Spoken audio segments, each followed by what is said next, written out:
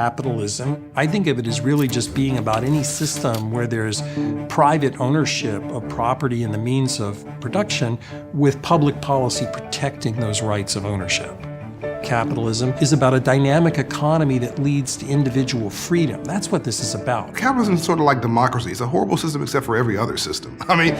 So we got to find a way to work with it, and we got to find a way to make it noble. I think where we need to move is to a kind of capitalism I like to call stakeholder capitalism, which is good for everybody. Not just those folks that bought a stock in a company. Every person that interacts with any business. The fact that I can go out and start a business today is an independent thinking act that leads to individual freedom. But for a market economy to work, people have to believe in it. In our economy, we have some people, my business school students, for example, that have abundant opportunities for work. We have other Americans who feel left behind. That shouldn't be. Capitalism is always dependent on institutions. Sometimes institutions are perverse. We have had times in our country's history in which business opportunities were limited by public policy fiat. So capitalism responds to whatever the institutions are. For the longest time, capitalism was slavery. After the Civil War, President Abraham Lincoln created a bank called the Freedmen's Bank. President Lincoln thought the most important thing he could do was to create a bank to teach former slaves about money, right? I decided to take the Freedmen's Bank story, and that's where I founded Operation Hope, a nonprofit platform teaching financial literacy. Because to live in a system of free enterprise and not to understand the rules of free enterprise must be the very definition of slavery. Today, you've got a check casher next to a pawn shop, next to a liquor store. Talking about oppressive capitalism. I think the way you transform America is to raise credit scores for poor people who are financially illiterate, because it affects self-esteem, confidence, all those choices in life. And nothing changes your life today more than God or love than moving your credit score 120 points from something that's completely unbankable to a 670 or 680 credit score they can actually say yes to. And you do that block by block in America, you solve all the problems. And you do it through the free enterprise system. Certainly when public policy limits opportunity, slavery, institutionalized racism, they limit opportunity in the market economy, not just for the people who are discriminated against, but in terms of lost output, lost income for everybody.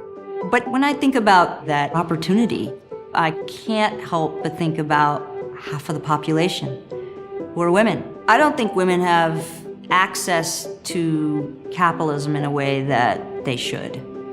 Business still looks very white and male.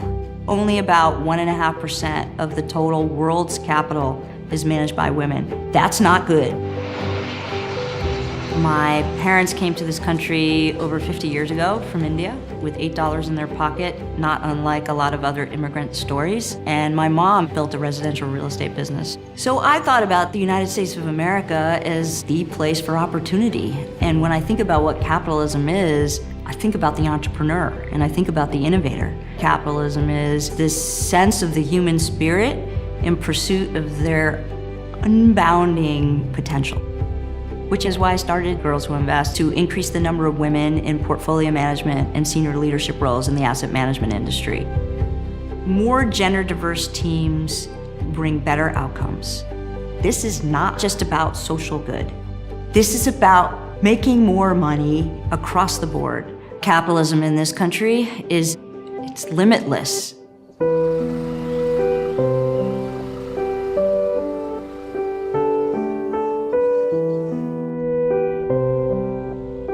In the beginning, the thinking may have been that capital was a limiting factor. So if I'm starting a business or an entrepreneurial idea, it's capital that allows me to then combine labor and other inputs. Today, I would say that capitalism is the contest for ideas, not just the contest for money. And a strength of the modern capitalist economy is allowing funds to flow to exactly the most innovative and productive new ideas. A lot of young women have said to me, Seema, we want to make a positive impact on the world. And we don't see that we can really do that in finance. And I look at them and I'd say, oh my God, you guys, how do you think Facebook and Amazon got to where they got? The developing world? Think about how so many people have clean water. Do you realize that you can absolutely do that as an investor? You know, there's Steve Jobs in waiting. in every zip code in America. And maybe you as a banker, believing in them, investing in them, giving them a role model example, giving them a change in culture, giving them an internship, giving them a little capital, will change their life and transform their life. So I'm going to use this system that we're talking about, the free enterprise system, as a force for good at scale. The goal is for capitalism to have equal opportunity for everyone. The system itself really provides that. Capitalism still is a rising tide that lifts all boats. I've seen it, I've lived it. I'm very optimistic about the way capitalism is heading. It's heading in the right direction. Most of me is very optimistic. The question is not whether we can affect the future. The question is, will we?